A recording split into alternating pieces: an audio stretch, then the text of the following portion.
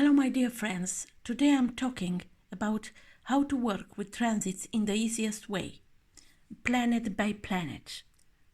Part 4. Pluto transits deliver this important message. Nothing is permanent. Pluto symbolizes the force of evolutionary change and transformation. It brings to the surface hidden deceptions, thoughts, and conscious behaviors, or outworn attentions that no longer serve us. We might not welcome such a purging of the soul, but it can be necessary for our long-term development and survival. Endings and losses of one kid or another are common under Pluto transits, as is the following threefold process. Resisting impending change, causing inner frustration and tension. Reluctantly giving into change, creating a greater awareness of what needs to be done. Acceptance of a new perspective. With Pluto, look at what is wrong and face it directly. Pluto transits to Saturn, the Sun, the Moon, midheaven, and ascendant are usually the most pressing. Pluto transits take a long time to understand because they usually have to do with fundamental, root changes taking place deep within. The Pluto saga of transformation involves some form of ego death, a loss of ability to adapt to circumstances, followed by a descent into darkness, emotional, hidden and unconscious situation, often involving a dredging up the past and an eventual return to life with a new attitude. Integration of what has been learned on such a trip is not done immediately. It may take some years in the wake of its separating orb, 8 or 9 from Partil, to truly accept and integrate its message. President Richard Nixon's decline took place during a long transit of Pluto in Libra, square to natal Mercury and Jupiter. The loss of his overinflated sense of identity and social position. Mercury rules both the ascendant and midheaven. He had suffered a dismal defeat in 1962, as Pluto was heading towards the ascendant. Resurrected and renewed himself when Pluto crossed his ascendant between 1964 and 1967, and then come to power in 1968 when transiting Pluto trined his Sun. Neptune transits bring a necessity for release, surrender, or sacrifice. They can be extremely positive when we allow ourselves to renounce control. However, if we resist surrendering to change, then we risk letting go through alternatives such as drug or alcohol abuse, indiscriminated sex or self-victimization behavior. Dreams can be more significant, and Neptune can help us to connect with the source of guidance. Our inner voice, God, the self, the unconscious. A way must be found to tune into source of wisdom beyond the ego, such as prayer, meditation, contemplation, immersion into astrology or depth psychology. Neptune loosens a planet from its psychological moorings, and as such its transit can feel unsafe. With Neptune contacts to the Sun, for example, our goals and identity became vague and less important. We may drift a while, lack direction, become listless and tired, and more desirous of sleep. Neptune soaks the planet being transited, dissolving its psychological defenses. Neptune sometimes pulls us towards higher spiritual aspiration or the transcendent, higher spiritual aspirations. For example, in June 1863, composer and pianist Franz Liszt renounced his public acclaim for religion faith and entered in a Franciscan monastery when transiting Neptune in Aries, squared natal Jupiter in Cancer.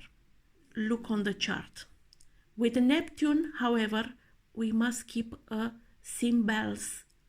balance of discrimination. Otherwise, we could fall victim to frauders or simply to our own naivety.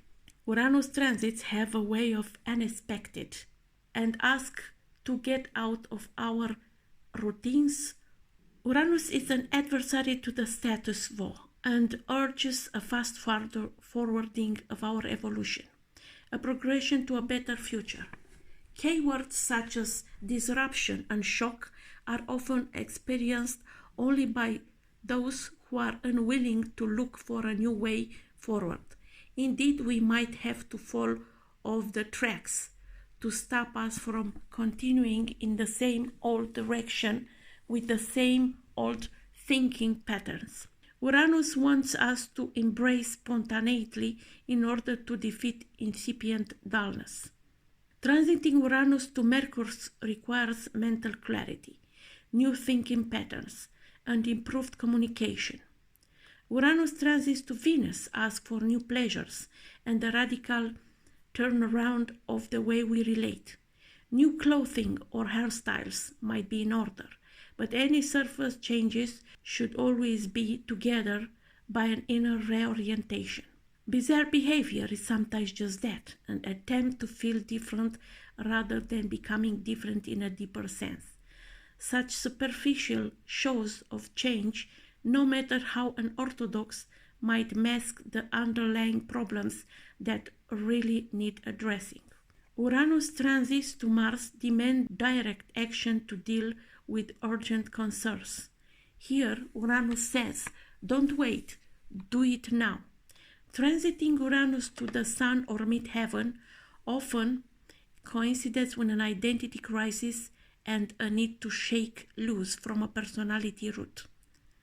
In late December 2013, driver Michael Schumacher suffered a life-threatening skiing accident when transiting Uranus aspected his T-square involving the Sun, Moon and Jupiter-Uranus.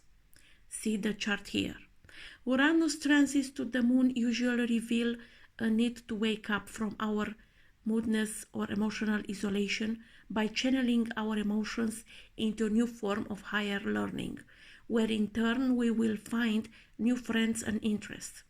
Uranus always provokes a new kind of creative awareness. Saturn transits help us for confront our fears and reality, review our attitude and then find solutions for the sake of our ongoing stability and survival.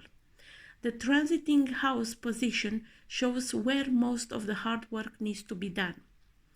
Saturn transiting the 8th requires us to look at our emotional fears and confront them, particularly our resistance to emotional intimacy.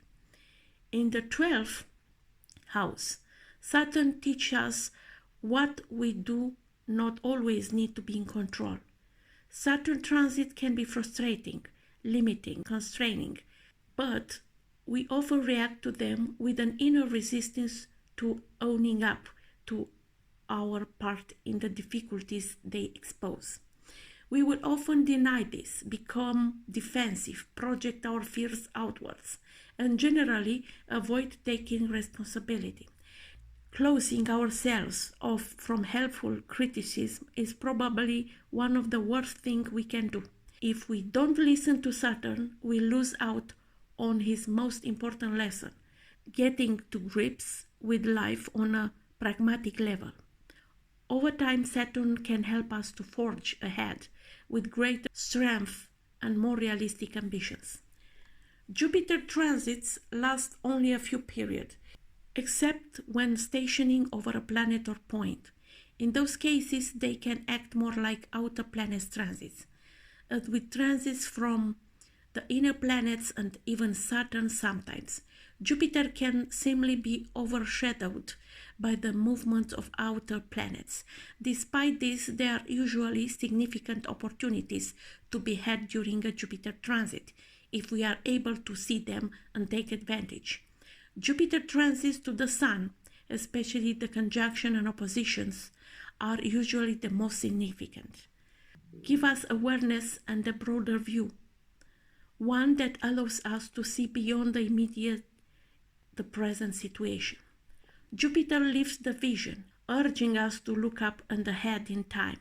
The house that Jupiter transits will be affected for a year, on average, and this house provides the best clue to which area of life will be the most joyous, fun, and uplifting.